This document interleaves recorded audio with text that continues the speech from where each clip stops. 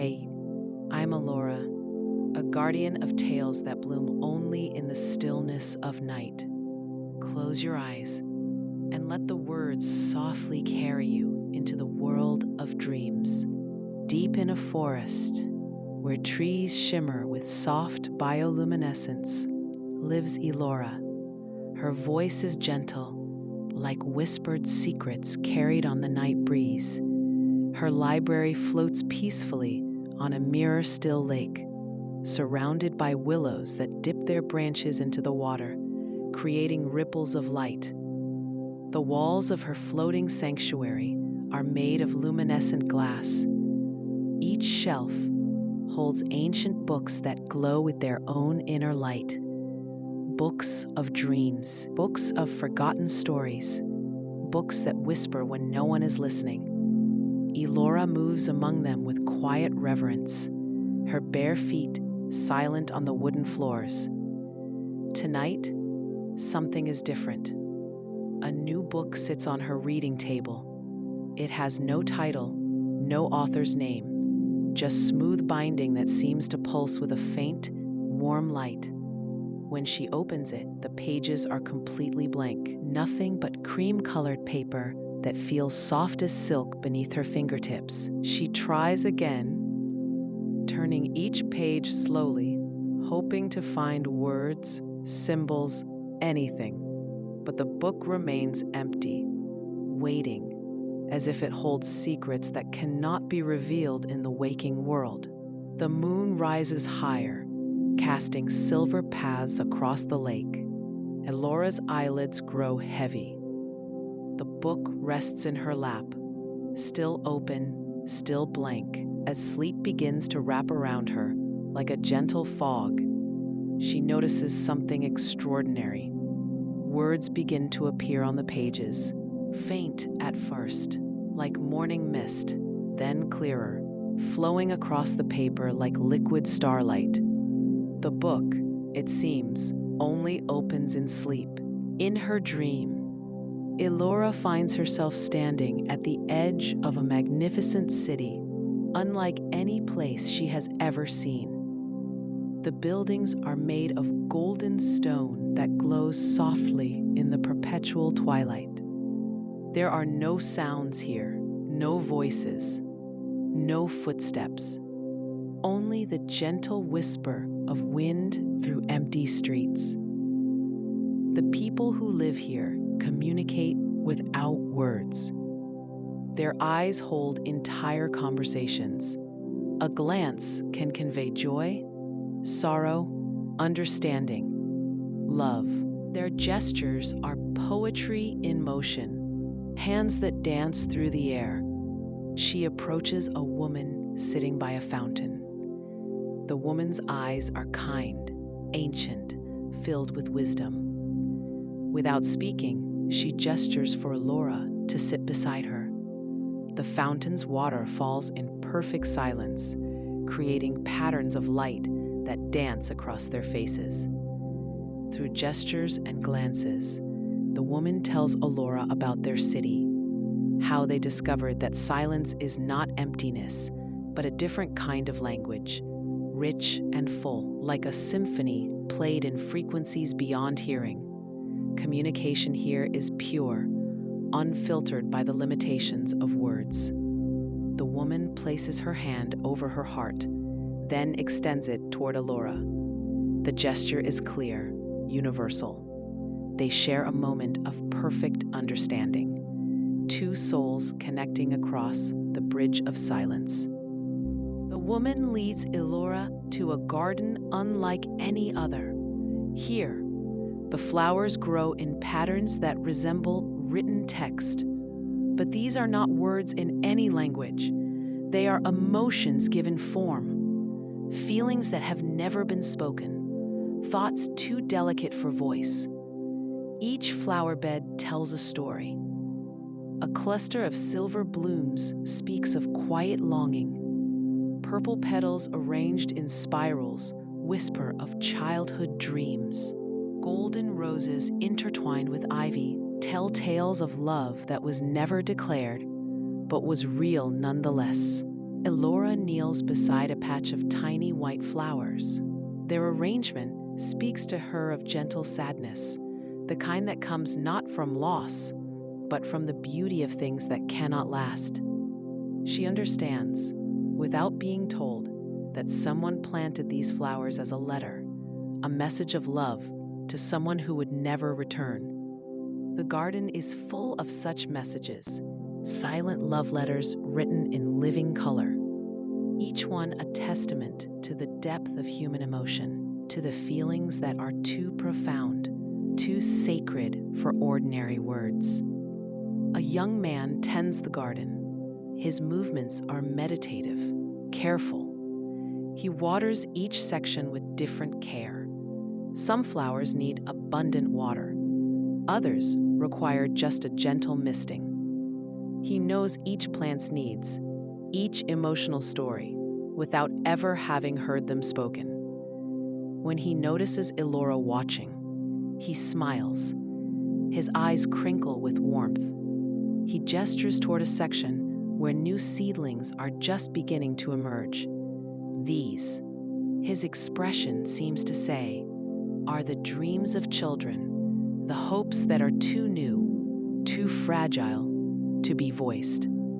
The young gardener offers Elora a small packet of seeds. When she opens it, the seeds shimmer with potential. He shows her how to plant them, how to water them with tears of joy, how to tend them with patience. These seeds, she understands, will grow into her own unspoken dreams. A woman leads Elora to another part of the city, where stands a library unlike any other. The books here have no words, only moving pictures, photographs that shift and change, showing hands in motion, faces expressing emotion, bodies telling stories through pure movement. Each book captures a different aspect of their silent language. One volume shows the subtle art of eye contact, how a glance can last exactly the right amount of time, not too brief, not too long. Another demonstrates the poetry of hand gestures, how fingers can dance meaning into existence. Elora opens a book about family communications. The pages show parents and children, lovers and friends, all speaking in the fluid language of touch and expression. A mother's hand on a child's forehead, conveying more comfort than 1,000 words. Two friends sharing a joke with nothing more than a shared glance and a smile.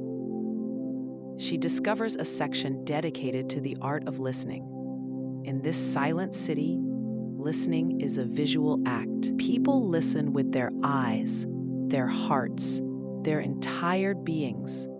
They pay attention to the spaces between gestures, the pauses, the subtle changes in expression. The listening here is deeper, more complete than anything possible with words. An elderly librarian appears, his presence gentle and welcoming. He guides Elora to a special section, books that can only be read by touch.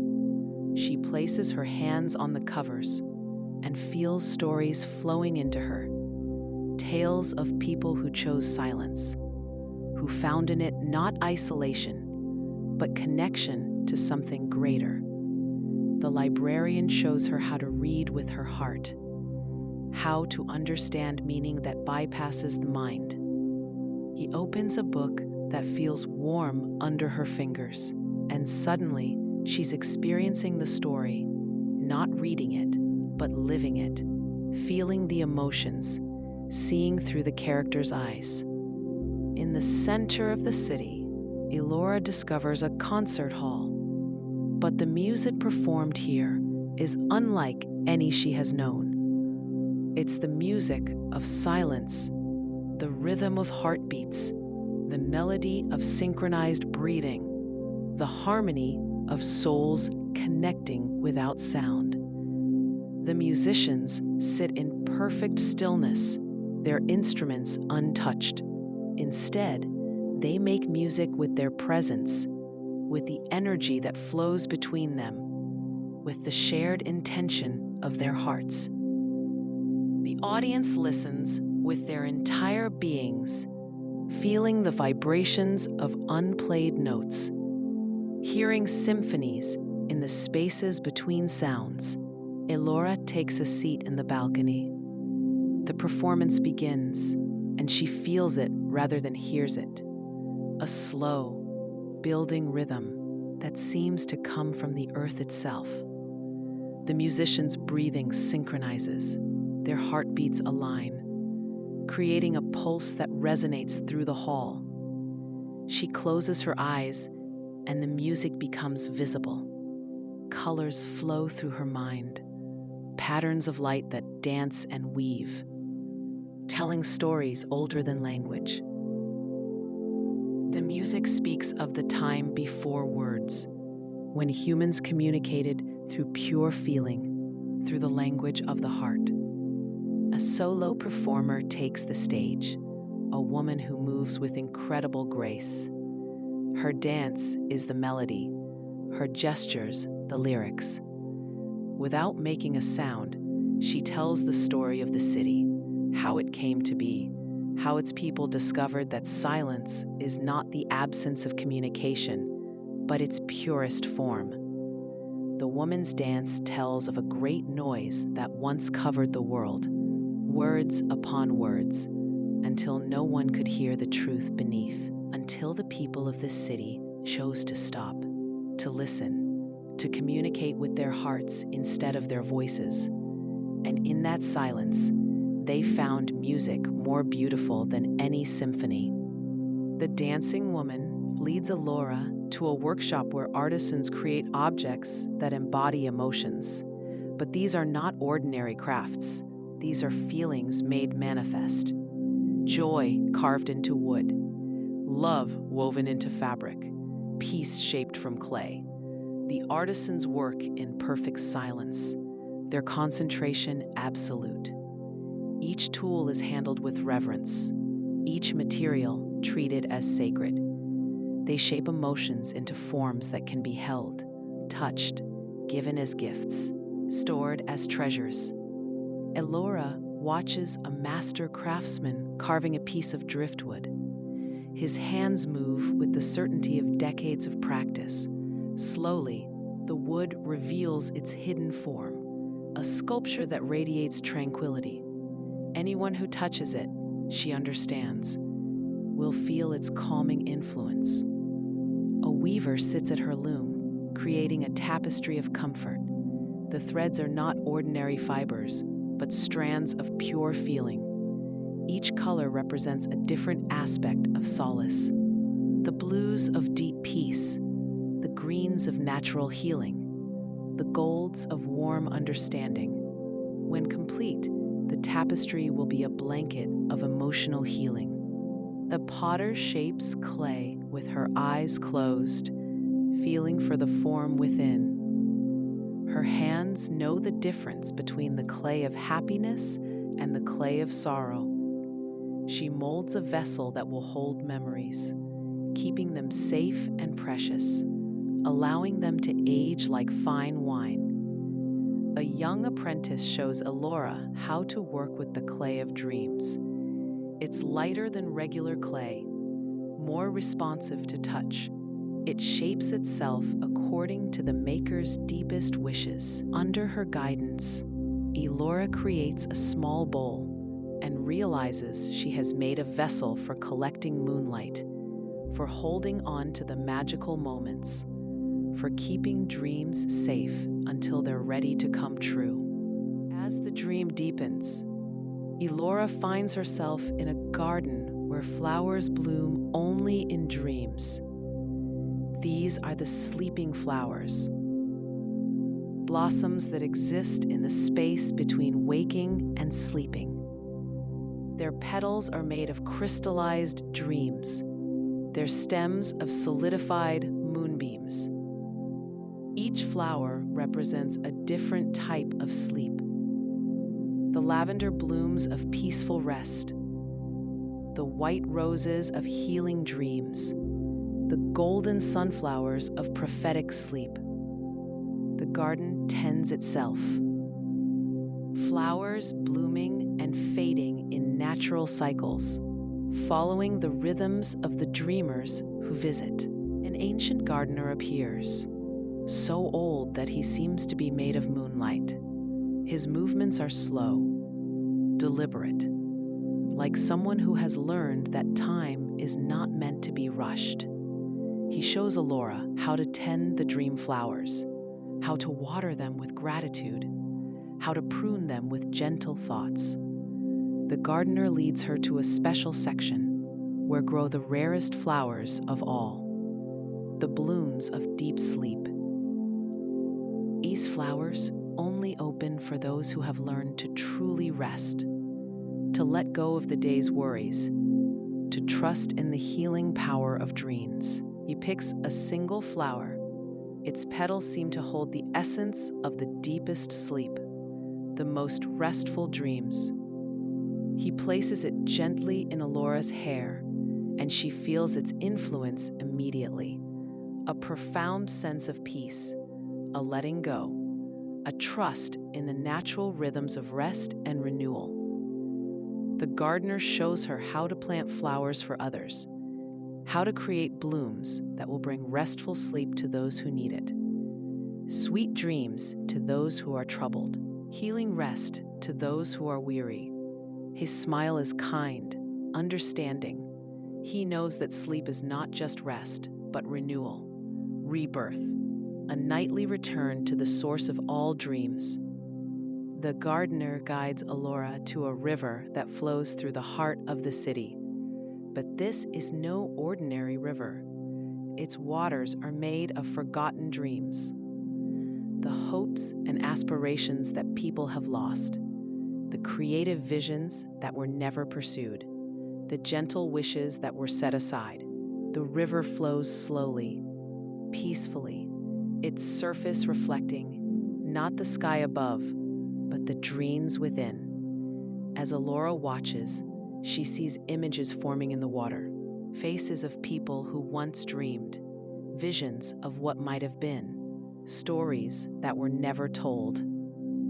A ferryman appears, his boat made of crystallized hope. He offers to take Elora across the river, but warns her that the journey will show her dreams she has forgotten, wishes she has set aside. He pulls slowly, silently, allowing her to watch the dreams flow by. In the water, she sees a childhood dream of flying, the wish to paint like the masters, the hope of living by the sea. They float past, not with sadness, but with gentle acceptance. These dreams, she understands, they are not lost, merely waiting, resting in the river until the time is right. The ferryman shows her how some dreams transform, how the wish to fly becomes the desire to feel free, how the dream of painting becomes the need to create beauty, how the hope of living by the sea becomes the longing for peace. Dreams, he seems to say, never truly die. They simply change form. On the far shore, Elora finds a small garden where people come to plant new dreams, using seeds they gather from the river. Dreams that have been refined, purified, made ready for new growth. She kneels by the water's edge and gathers a handful of the luminous seeds, dreams that are ready to be born. Beyond the river, Elora discovers a house where stories come to rest. These are the tales that have been told so many times they have worn smooth, like stones in a stream. They no longer need to be actively told. They simply exist, breathing quietly, waiting for someone who needs to hear them. The house is filled with comfortable chairs, soft cushions, gentle lighting. Each room holds different types of stories, fairy tales that bring comfort, myths that bring understanding, legends that bring courage. The stories here don't need to be read. They simply need to be received. An elderly storyteller sits by the fire, her voice so soft, it's almost a whisper. She doesn't tell stories in the traditional way. Instead, she helps visitors find the stories they need, the tales that will heal, comfort, inspire, guide them through their dreams. She shows Elora to a room filled with sleeping stories, tales that only come alive when the listener is ready to sleep. These stories know exactly how to pace themselves, how to slow down, how to gentle the mind toward rest. They tell themselves, requiring no effort from the listener. Elora settles into a chair by the window, and a story begins to unfold around her. It's the tale of a woman who learned to listen to the silence, to find meaning in the spaces between words, to discover that the most important conversations happen without sound. The story flows like water, gentle, soothing, carrying her deeper into peaceful sleep. The storyteller smiles, knowing that this story has found its perfect listener. She adjusts a soft blanket around Elora's shoulders and whispers that the best stories are the ones that help us dream, that carry us gently into the restorative darkness, that remind us that sleep is not an ending, but a beginning. In her dream, Elora finds herself in a marketplace, but instead of goods, this market trades in whispered wishes, gentle hopes, quiet longings. The vendors don't call out their wares.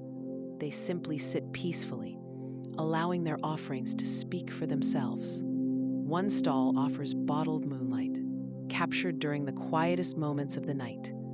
Another sells woven blankets of comfort, each thread a prayer for peaceful sleep. A third vendor creates pillows filled with lavender dreams, guaranteed to bring rest to troubled minds. Elora approaches a woman who sells crystallized lullabies, songs that have been sung so many times they have become solid, tangible.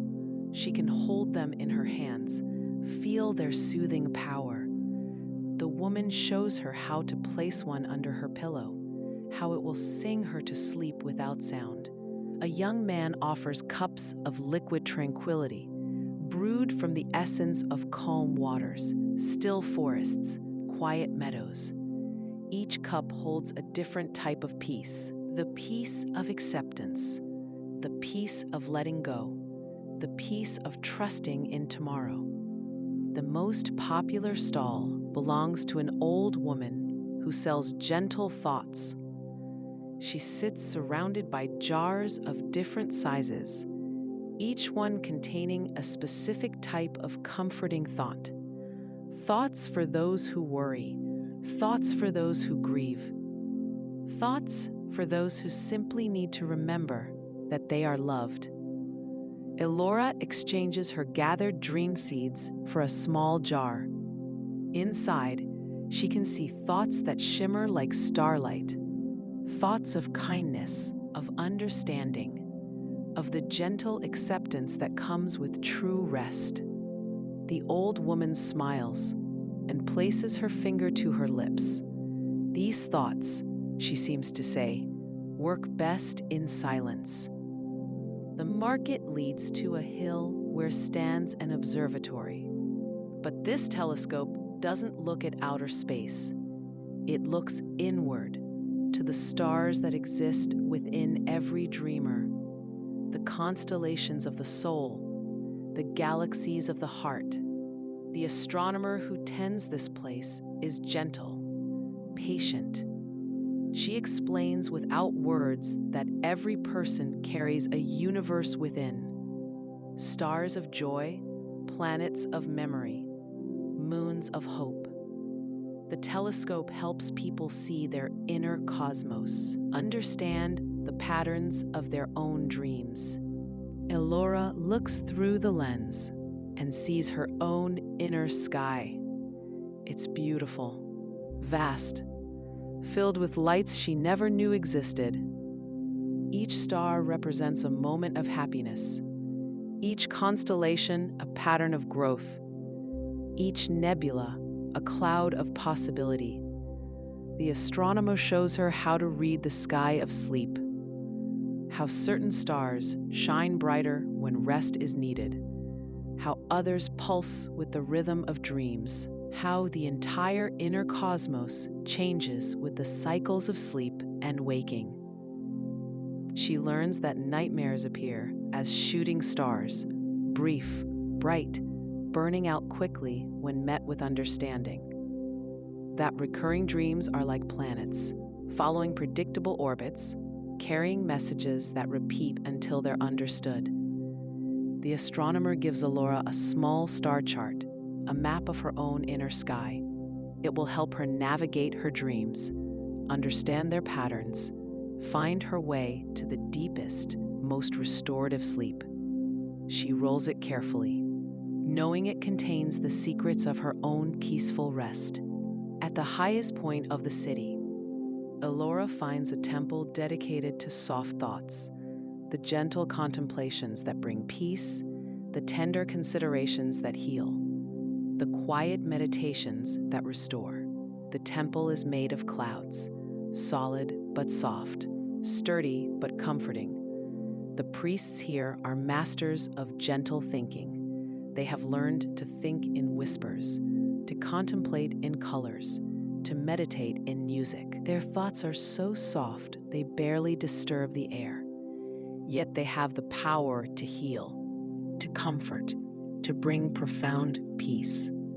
Elora enters the main hall, where people sit in comfortable silence, thinking soft thoughts.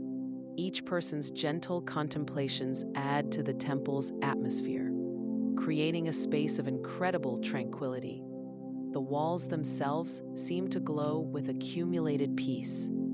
A priest approaches, his presence so gentle it's like being touched by a warm breeze. He shows her how to soften her thoughts, how to think in pastels instead of bold colors, how to let her mind rest in the spaces between ideas. It's a practice, he indicates, that brings deep rest.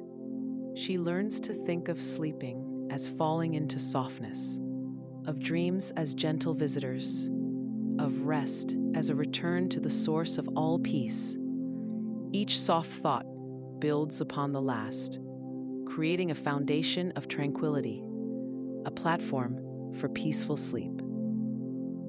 The priest gives her a small stone, smooth and warm. It has been held by thousands of people, all thinking soft thoughts, all seeking peace. When she holds it, she feels the accumulated gentleness, the collected calm, the gathered peace of all who have come before. Near the temple, Elora discovers a school where people learn the art of gentle breathing, the soft rhythm that connects body and soul, the quiet pulse that aligns with the heartbeat of the universe. The teachers here speak only in breath, in the rhythm of in and out, in the music of respiration. The main classroom is circular, with windows open to the gentle breeze. Students sit comfortably, eyes closed, breathing in patterns that seem to match the rhythm of the sleeping city. Each breath is deliberate, conscious, filled with intention. A master teacher, ancient and wise, shows Elora how to breathe like a sleeping flower, drawing in the night air, releasing the day's tensions. Each inhalation brings peace. Each exhalation carries away worry. The breathing becomes a meditation, a prayer, a lullaby. She learns to breathe with the rhythm of waves, slow and steady, endless and comforting. To breathe like the wind through trees, gentle and continuous, life-giving and peaceful. to breathe like a sleeping child, natural and trusting, completely at rest. The teacher shows her how different breathing patterns create different states of rest. The breathing of deep sleep, slow and regular. The breathing of dream sleep, lighter and more varied. The breathing of healing sleep, deep and restorative. Each pattern a key to different types of rest. As the lesson ends, Elora finds her own breath has slowed, deepened, aligned with the peaceful rhythm of the city. She carries this breathing with her, a tool for rest. A pathway to peace, a bridge between waking and sleeping. The school leads to a gallery filled with paintings of peaceful scenes. But these are not ordinary artwork. These paintings move gently, like windows into living worlds of tranquility. Each scene is designed to calm the mind, to prepare the soul for rest. One painting shows a meadow where sleeping deer rest under starlight. Another depicts a quiet lake where the moon's reflection ripples gently. A third shows a forest path where dappled sunlight filters through leaves. Each scene pulls the viewer into its peaceful world. Elora approaches a painting of a garden at twilight. As she watches, she feels herself drawn into the scene. She can smell the night-blooming jasmine, feel the soft grass beneath her feet, hear the gentle sound of a distant fountain. The painting becomes a doorway, a portal to peace. The gallery's keeper explains that these paintings are more than art. They are invitations to rest.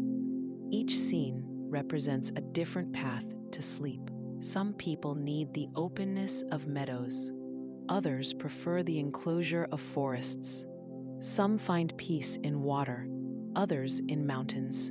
She shows Elora how to enter any painting, how to let her mind rest in these peaceful scenes, how to use them as sanctuaries when sleep seems elusive. The keeper's eyes are kind, understanding. She knows that sometimes the mind needs a beautiful place to rest before the body can follow. Elora chooses a painting of a moonlit beach where gentle waves lap against the shore. She steps into the scene, feeling the cool sand, hearing the rhythmic sound of the ocean, breathing the salt air. Here, she understands she could rest forever. At the center of the gallery, Elora finds a fountain unlike any other. Its water is made of liquid dreams, flowing in patterns that seem to tell stories, creating shapes that shift and change, like thoughts becoming visible. The fountain speaks without sound, its message clear. Dreams flow like water, constantly moving, always changing, connecting all things. The water doesn't splash. It flows in perfect silence, creating ripples that spread outward, touching everything with gentle dreams. Elora cups her hands and drinks from the fountain. The liquid dreams taste like starlight, like moonbeams, like the essence of peaceful sleep. As she drinks, she feels her own dreams becoming clearer, more vivid, more meaningful. Around the fountain, comfortable benches invite visitors to sit, to watch the flow of dreams, to let their minds become as fluid as the water. People sit here for hours, not sleeping, but not quite awake, existing in the gentle space between. A child approaches the fountain, her eyes wide with wonder. She shows Elora how to read the patterns in the water, how each swirl tells a story, how the flowing shapes reveal the dreams of everyone who has ever drunk from this fountain. The child's presence is peaceful, innocent, filled with natural trust. The child gives Elora a small cup made of crystallized moonlight. It will allow her to carry a bit of the fountain's essence, to have liquid dreams whenever she needs them, to remember that dreams are not separate from waking life, but part of the same flowing stream. The child leads Elora to a library filled with lullabies. But these are not written words. These are songs made visible, melodies that have taken physical form, harmonies that exist as gentle light. The library hums with inaudible music, songs that exist just below the threshold of hearing. Each shelf holds a different type of lullaby. Songs for children who fear the dark, melodies for adults who carry too much worry, harmonies for those who have forgotten how to rest. The librarian moves among them like a conductor, knowing exactly which song each visitor needs. Elora discovers that she can see the music. The lullabies appear as flowing ribbons of light, some soft and pink, others deep blue, still others silver, like moonbeams. Each song has its own color, its own gentle movement, its own pathway to peace. The librarian, a woman with silver hair and gentle eyes, shows Elora how to listen to the visible music, how to let her eyes hear the songs, how to receive the lullabies not through her ears, but through her heart. It's a deeper kind of listening, a more complete way of receiving comfort. She finds a lullaby that speaks to her, a song of soft green light that moves like wind through leaves.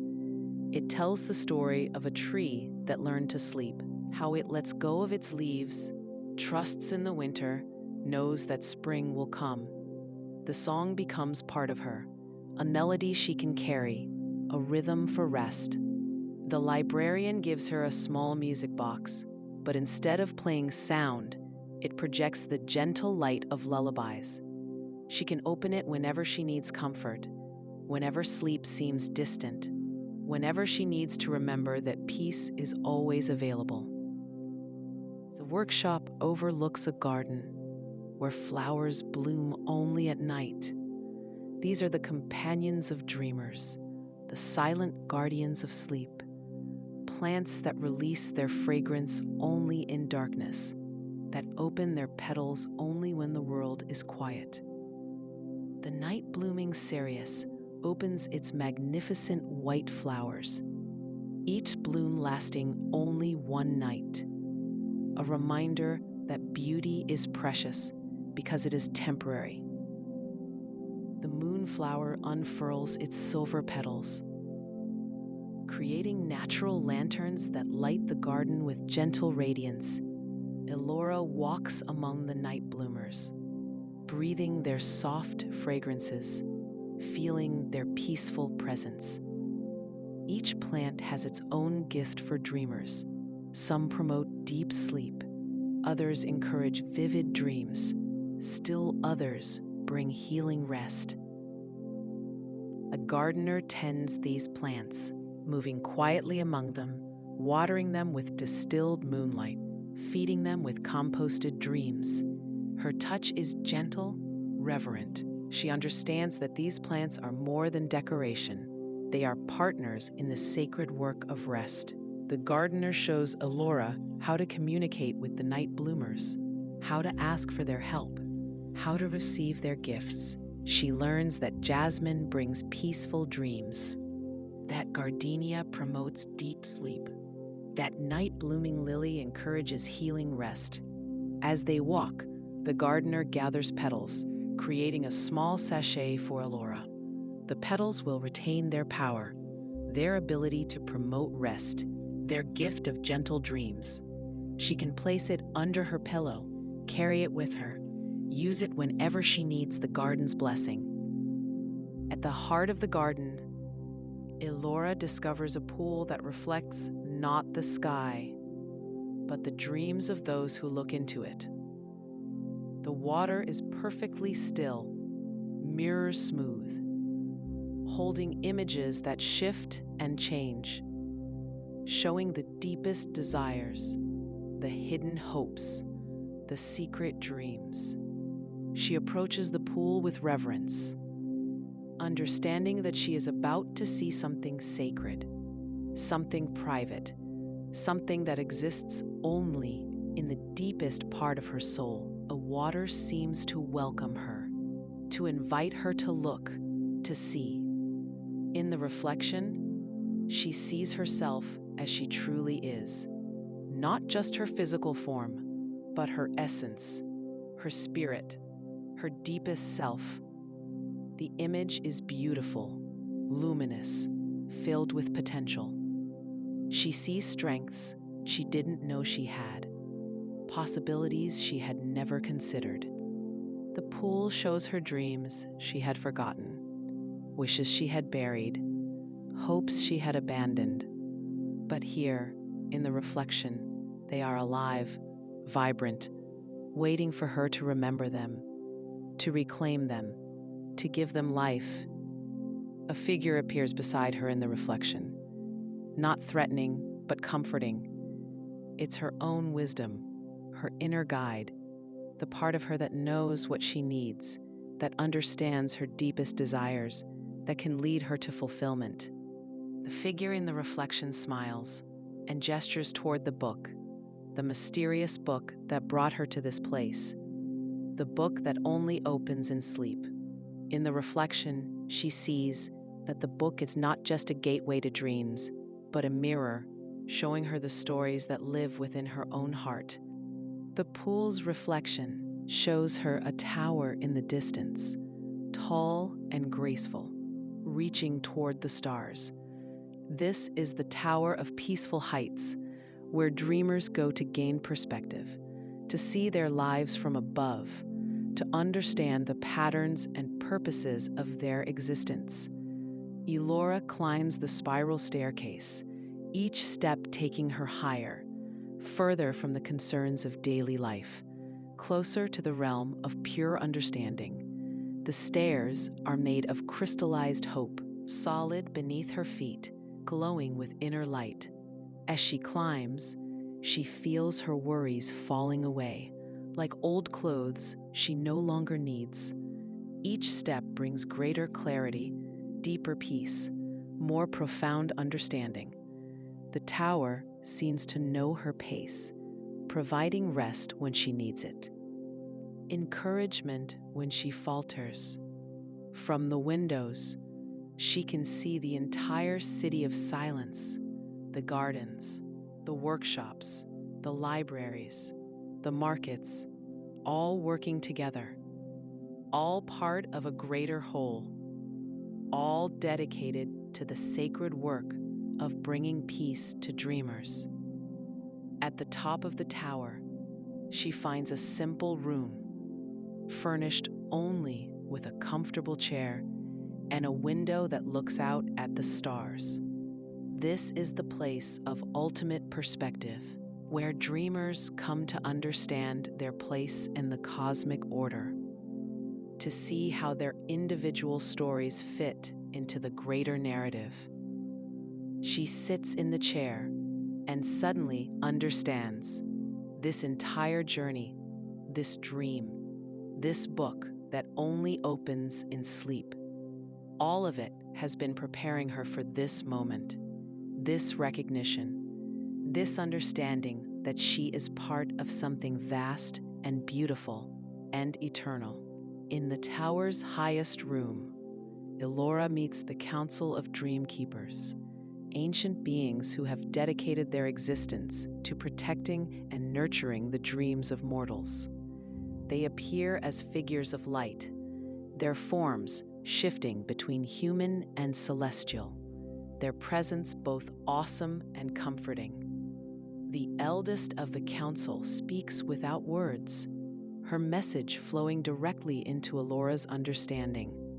She explains that dreams are not mere fantasies, but bridges between the world of form and the realm of possibility. Each dream is a seed, capable of growing into reality, given proper care and attention. The council shows her visions of dreamers throughout history, inventors who dreamed of flying, artists who envisioned beauty, healers who imagined cures. All of these dreams, nurtured in sleep, eventually became reality, changing the world, improving life, expanding possibility.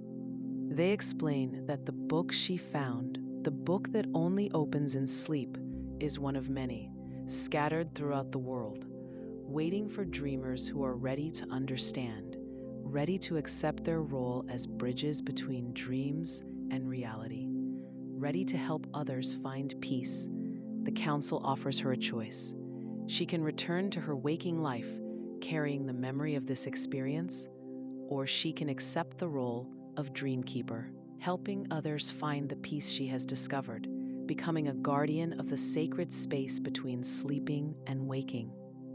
Elora considers the offer, feeling the weight of the decision, the responsibility, the privilege.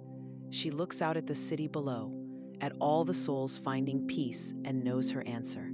She will serve, she will help, she will be a keeper of dreams. The council leads Elora to a sacred chamber where those who choose to become dream keepers make their commitment. The ceremony is simple, profound, involving no words, only the deepest intention, the purest dedication, the most complete surrender to service. She stands in the center of the chamber, surrounded by the council, feeling their support, their wisdom, their love. They have all made the same choice, all dedicated their existence to helping others find peace, all chosen service over self. The chamber fills with gentle light, not harsh or blinding, but warm and embracing. The light enters her heart, her mind, her very essence, transforming her, preparing her for her new role, her sacred duty. With her new understanding, her new purpose, Elora begins the journey back to her floating library. But now she sees it differently, not as a solitary sanctuary, but as a beacon for those who seek rest, a lighthouse for souls lost in the darkness of sleeplessness. The mysterious book, the one that only opens in sleep, now makes perfect sense. It was not just a gateway to dreams, but a test, a calling, an invitation to serve. Those who find such books are being called to become dream keepers, to help others find the peace they have discovered. As she approaches her library, she sees it with new eyes. The bioluminescent forest is not just beautiful, it's purposeful. Each glowing tree a marker, a guide for restless souls seeking peace. The floating library itself is a sanctuary, a place where dream keepers can rest between their missions of mercy. She enters her library and finds it subtly changed. New books have appeared. Volumes on the art of bringing peace to others. Guides for helping insomniacs find rest. Manuals for healing the trauma that prevents sleep. Her collection has grown, expanded, evolved to match her new purpose. The original book, the one that started her journey, now contains new pages filled with the stories of those who need her help. Faces of the sleepless, hearts of the restless, souls crying out for peace. Each page is a mission, a calling, a sacred duty. She settles into her favorite chair, the book open in her lap, and begins to read the first story. It's about a young mother, exhausted but unable to sleep, worried about her children, about the future, about whether she's doing enough. Elora's heart fills with compassion, with understanding, with the desire to help. Through the power of her dream keeper abilities, Elora enters the young mother's dreams. She finds her in a landscape of anxiety, surrounded by swirling winds of worry, trapped in a maze of maternal fears. The mother runs from concern to concern, unable to find rest, unable to find peace. Elora approaches gently, her presence immediately calming the chaotic dreamscape. She doesn't speak, doesn't lecture, simply extends her hand, offering comfort, offering understanding, offering the peace she has learned to carry. Together, they walk through the maze of worries. But under Elora's guidance, the walls begin to lower, the paths become clear, the way forward becomes visible. Each worry is acknowledged, understood, then gently released, like leaves falling from a tree. Elora shows the mother the garden of night blooms, teaches her to breathe with the rhythm of sleeping flowers, helps her understand that perfect motherhood is not about constant vigilance, but about trust, about balance, about taking care of herself so she can care for others.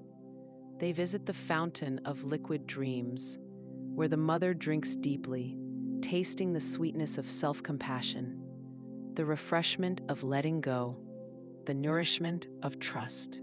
Her anxiety begins to dissolve, replaced by a deep sense of peace, of rightness, of enoughness. As the mother's dream transforms, Elora feels a profound satisfaction, a sense of completion, of purpose fulfilled. This is her calling, her joy, her sacred work, helping others find the peace that sleep can bring, the rest that heals, the dreams that restore. Word of Elora's gift spreads through the realm of dreams, not in the way of ordinary news, but in the way of deep knowing. The sleepless begin to find her, drawn by an instinct older than words, guided by a wisdom deeper than thought. An elderly man haunted by memories of war. A teenager struggling with the anxiety of growing up. A businessman trapped in the endless cycle of work and worry. A grandmother grieving the loss of her husband. Each finds their way to Elora's library. Each receives the gift of peace. With each person she helps, Elora's abilities grow. Her understanding deepens. Her compassion expands. She learns that every sleepless soul is unique, requiring different medicine, different comfort, different paths to peace. She develops new techniques, new approaches, new ways of bringing rest to the restless. Some need to visit the city of silence to learn the value of inner quiet.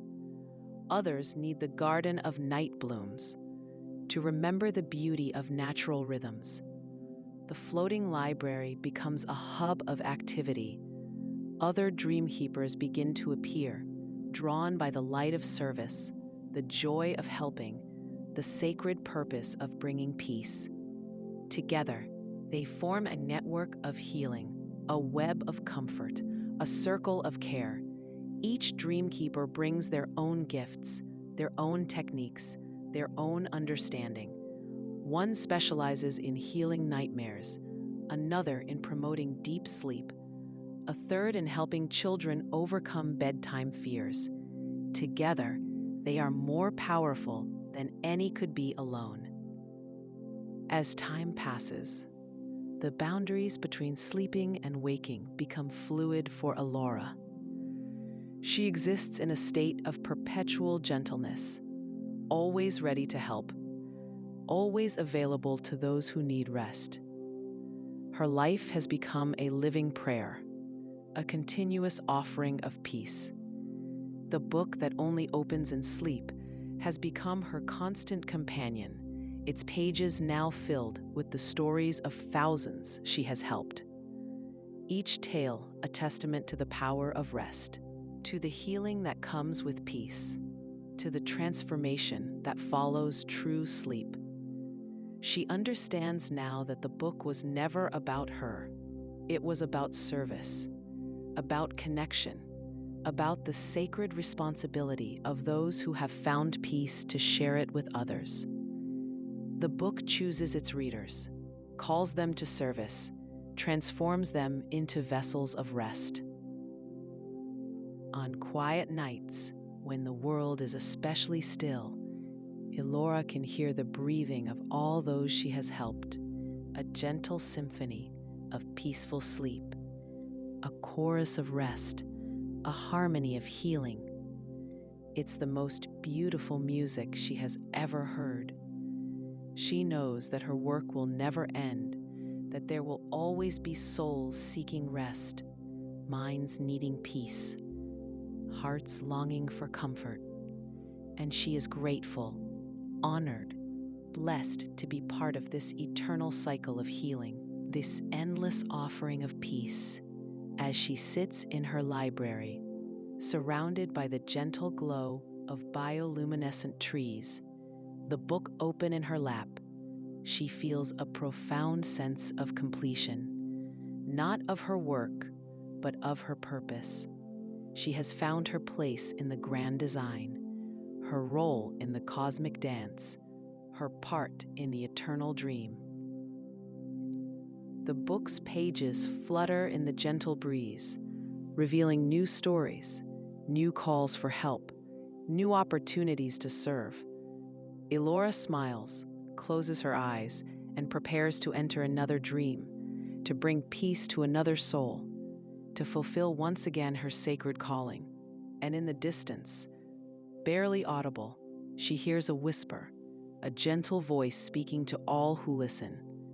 You too carry a blank page inside you. Let the dreams write it tonight. The invitation is extended. The door is open. The path is clear.